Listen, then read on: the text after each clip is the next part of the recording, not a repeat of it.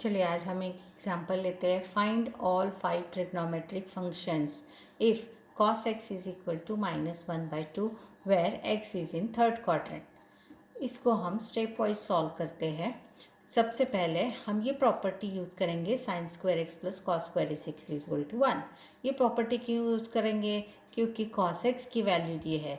अगर हम ये वैल्यू इस प्रॉपर्टी में डालेंगे तो हमें साइन की वैल्यू मिल जाएगी। तो हमने ये वैल्यू डाली एंड हमें मिला sine square x is equal to 3/4।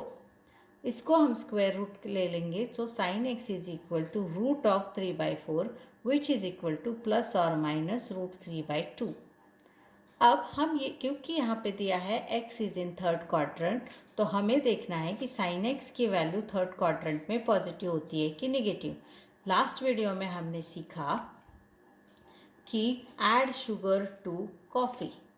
जो फर्स्ट क्वाड्रेंट में सारे all angles will be positive, second quadrant में only sine will be positive, third quadrant में only tan will be positive and fourth quadrant में only cos will be positive. So sine x is in third quadrant, so yes third quadrant में सिर्फ tan ही positive होता है, इसीलिए यहाँ पे sine x is equal to -√3/2। ये एक एंगल हमने ये एक ट्रिग्नोमेट्रिक फंक्शन हमने फाइंड आउट किया। रिमेनिंग ऑल 5 फाइंड आउट करने हैं।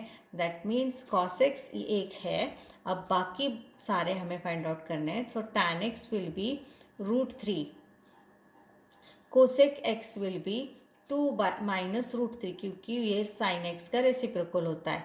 sec x will be -2 and cot x will be tan x का रेसिप्रोकल जो कि है 1/√3।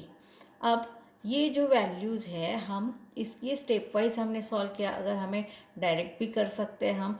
उसमें क्या करना है, हम एक ट्रायंगल फॉर्म करेंगे, राइट एंगल ट्रायंगल। उसमें कोई भी एक एंगल x पकड़ लेते हैं क्योंकि यहाँ पे cos x की वैल्यू हमें दी है -1/2।